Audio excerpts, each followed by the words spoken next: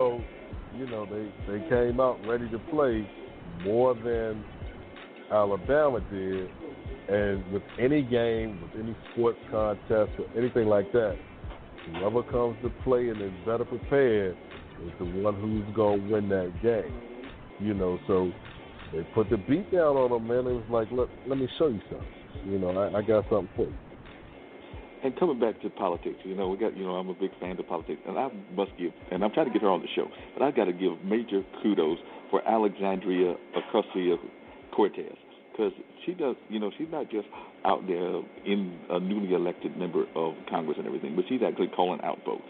So she recently called out CBS News for a lack of diversity among the network's newly announced reporters covering the 2020 presidential campaign, calling it unacceptable that the network had not tapped any black correspondents.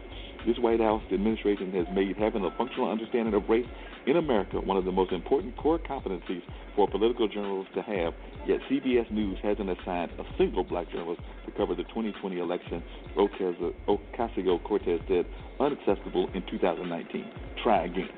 In a statement, a CBS News rep said this was just the first wave of what will be many news reporters assigned to the campaign. This group is the initial wave of what will be an outstanding and diverse group of journalists assigned to cover the 2020 election for CBS News, the statement said. On Friday, CBS News announced the new slate of reporters and producers who would cover the 2020 campaign. Though lacking in African-American representation, the 8 reporters and 4 producers selected by CBS include both Asian-American and Latino-American staffers. In fact, the network trumpeted the new hire as proof of CBS's commitment to being out front in campaign reporting for the upcoming cycle. But says the race is expected to be a roller coaster with no clear Democratic frontrunner and the usual theatrics of President Trump on the Republican side. So I was glad to see that she was willing to come out there and just basically say, look, I'm not going to have this. Y'all need to be fair in what y'all are doing. You need to be fair. You need to be equitable. And with all of these reporters now that are, on news stations nationwide, I guess they said, well, you know what? It's starting to look like a takeover of black and brown, so let's just put our folks on the campaign trail, and you're still trying to control a one-sided narrative, you know what I mean? And I see that y'all had another incident in the news today with people and guns. It says 2 women were rescued from a hostage situation Monday morning at a UPS facility in New Jersey, a prosecutor said. Gloucestershire County Prosecutor Charles Forer told the reporters that the women appeared to be unharmed. The armed man who took the women hostage was shot after emerging from the facility in Logan Township, about 20 miles south of Philadelphia, officials said.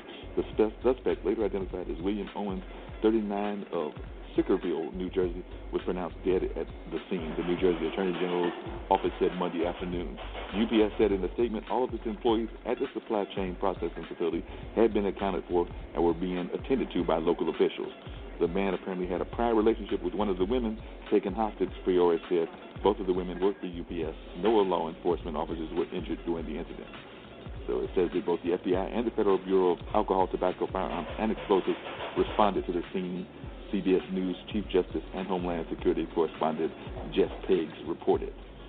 So glad to see that folks were definitely there and were acting in a responsible way, and it looks like we're able to curtail some of what happened, but definitely another incident of folks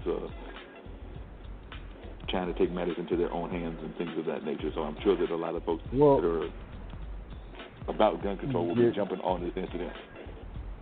And you know what? I mean, you can make an argument for that, but you really can't, because you can go to any hood USA and buy whatever you want right now. And a gun law is not going to restrict the illegal purchases of weapons. They even had the thing, let's just take it to Chicago, where the guys that are in the street said that the government is dumping guns into the hood so that, and I believe it, they brought the drugs over and they want a war on drugs, so now you want a war on guns, but how are these dudes getting the guns? They're not going making purchases at no damn gun shop. They're not even finding enough people to make straw purchases and buy them in bulk, ship them out, and ship them around. So now you got assault weapons, you got grenade launchers, and all of that stuff that explain how this stuff gets in the hood. The same way the heroin, the cocaine, the marijuana, everything else got there, it was brought there. So now you say, oh, gun control. That sounds nice. But this dude right here, when they had it on the news, because it's not that far from me where I live, you know, and they had the people on the news, the first thing they said, he was going through some things. Okay, you know what? This may sound insensitive, but if you're going through something, just kill yourself. Don't go to kill nobody else. Don't go to take anybody else hostage and put them in the middle of your bullshit. If you have that problem, you feel the only way out is the exit stage left, go by yourself. So the two ladies were unharmed. That's a good thing. Yes. The gunman caught an L, as he rightfully should have. Nobody really cares, and from from the other side, when you go to an incident, you're there to stop the threat. You're not there to find out if somebody was going through something. You're not there to find out if somebody had a bad childhood. You're not there to find out if somebody may have been diagnosed with mental illness. You know what? Right now, you're the threat. And until you stop being a threat, then whatever we have to do to contain such threat, that's what we're going to do. You may not like it, but hey, you know what? You could have taken another way. You could have just gone ahead and done yourself in and got rid of your problem by yourself. And nobody would have been any the wiser, nor would anybody have, been in the hostage or have to deal with your crap. Just take yourself out, dog. Do everybody a favor. Only people gonna miss you is the people that care about you. Yep, and they will probably definitely miss them. And a lot of times, even when they miss them, they did not understand what the person was going through, because a lot of times that's the thing that we always hear is that folks are like, I didn't know that he was going to do this or he was going to do that, because a lot of times folks don't actually see the warning signs that are around them. Even though the warning signs can be plain as day, we sometimes just have a habit of ignoring those warning signs or not wanting to speak on those warning signs, even though they are plainly there. So a lot of times folks have to pay attention to whatever the warning sign is. Pay attention if there are any warning signs. Sometimes we don't talk either. We let hold everything in, and then it becomes too much, and you end up making a life-altering decision, and then people are all saying, well, he was a nice guy. He was nice to you. Right. Hell, we don't know if he went home, and for all that we know, Ike Turner might have been a real nice dude to everybody except Tina. Right. You know what I mean? So what one presents to one person doesn't mean they present that to the world. That is very true. We never know what is going on in people's minds and things of that nature. I mean, we do have to find ways to address some of the things that are going on with mental illness and things of that nature, because I sometimes think that we don't pay attention and do enough research on those kind of things. That's why some of our homeless people are still in the situations they're in. But at the same time, I agree that we don't always know what's going on people's minds, and we have to find ways to actually address some of these issues that are going on, whether that's better mental care or whether that's also because you're right, we don't always know. Sometimes somebody just may decide to amp off just based on a simple thing. Yep, and then they may want to try to explain later, but later may not come. That's true. That later may not be. It may not happen at all. So that's why we definitely have to. Yeah, it's crazy. Ladies and gentlemen, you are listening to Straight Talk with Dean and Mark. You can call and join the conversation. We're here at 646-668-8393. And I know I said that kind of slow, so let me try it again. Say it slow again.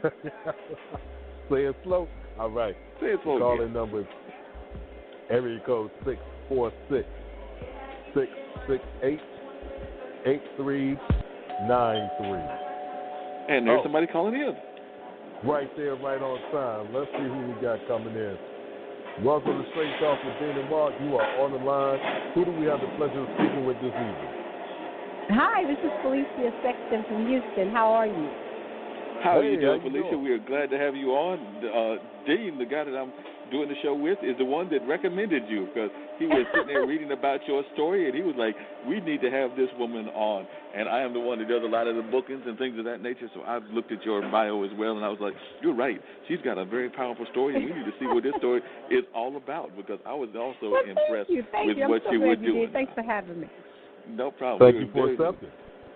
We are definitely glad to have you on the show. Like I said, I was just amazed. Like I said, we've had another lady on sometime back that had gone through a similar story of having been through some different abuse and things of that nature, but then turning her life around and everything. So tell us a little bit about your story. Like I said, I did read it, and like I said, I know you have a gym because you're actually one of those people that actually talk about the fact that, a lot of times when we think of addiction, we think of what I call the mainstay addictions, that being drugs, that being alcohol, and that being these things. But you actually, when you talk to your people in your gym, you basically get them to understand that there are all kinds of addictions out there, and that more than likely, we all have an addiction of some sort or another. Is the impression I got from you, whether that's an addiction to porn, whether that's an addiction to sweets, whether that's an addiction to coffee, whether that's an addiction to whatever. It seems that your basic message is that as human beings, we are all facing an addiction of one sort or another. You're absolutely right. First of all, thank you for having me. And I am a recovering addict. I've been clean and sober for 26 years.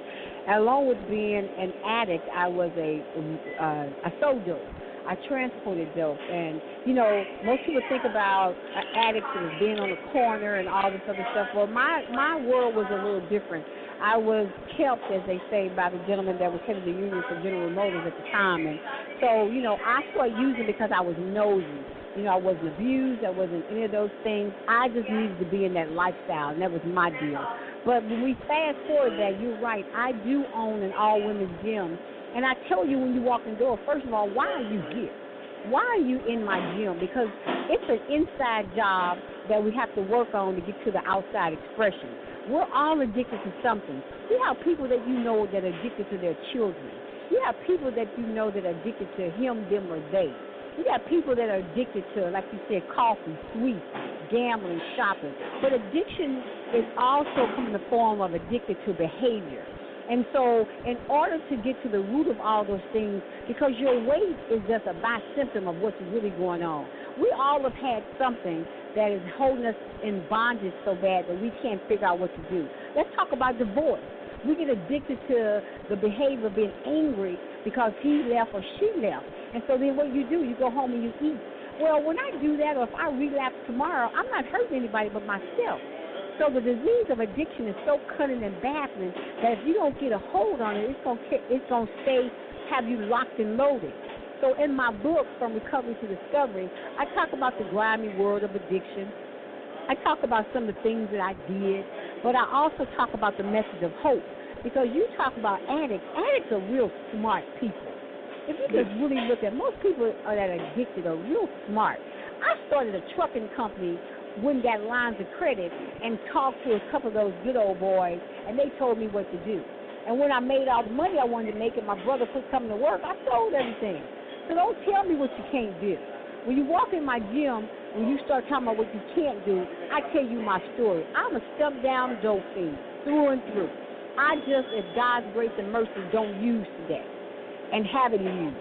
But that doesn't mean that you won't say something to me and it's going to throw me off my feet if I don't stay connected to God and to the 12 steps of Narcotics Anonymous. So that's my story. And it's a very powerful story. There's no doubt about that. And another part of your story, which was also really interesting to me, was I've actually had relatives that had various diseases. I had an aunt that passed of MS and everything. So I also saw that you had your mother that was fighting lupus, and that was also part of your story, was trying to deal with what that was all about as you were trying to take care of her as she was fighting this deadly disease and everything. So I imagine that this also, in addition to the addiction, played a part in your story of what you're trying to do in helping others as well. Well, let me tell you, the reality of all that is that while my mom was fighting lupus, who they said had sarcoidosis most of her life, I was in the height of my addiction. So, I can't even take credit for being